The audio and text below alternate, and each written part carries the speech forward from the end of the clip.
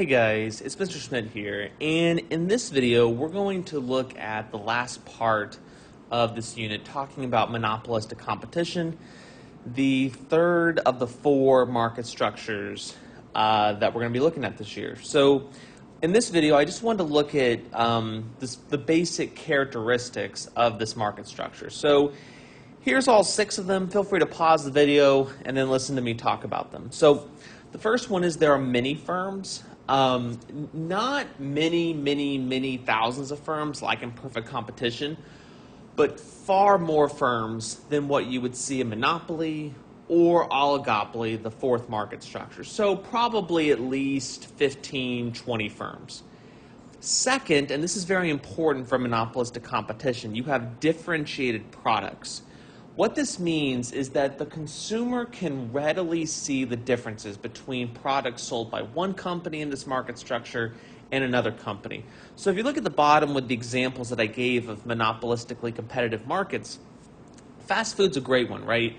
Like, even though McDonald's sells a hamburger, Wendy's sells a hamburger, Burger King sells a hamburger, they are distinct to the customer, right? Like, if you laid out a Wendy's hamburger to somebody and a Burger King one, you could tell the difference, right? Like in terms of the taste, the texture, whatever else.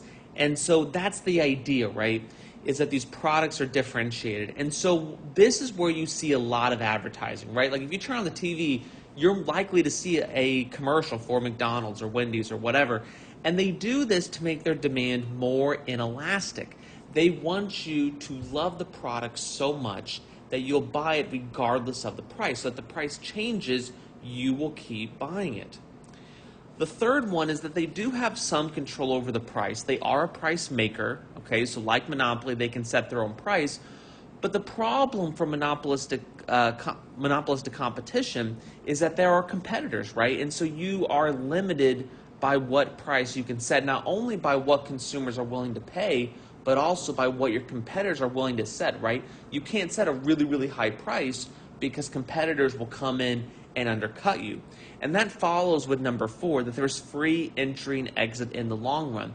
Barriers to entry are low, and so firms can come in if there are profits to be made, and they can leave if there are losses. And as a result, just like perfect competition, there is zero long-run economic profit. Because if you look at the name of this market structure, it looks like it's a combination of monopoly and perfect competition, and that's exactly what it is. Because if you look at every one of these characteristics, they're either from monopoly or from perfect competition.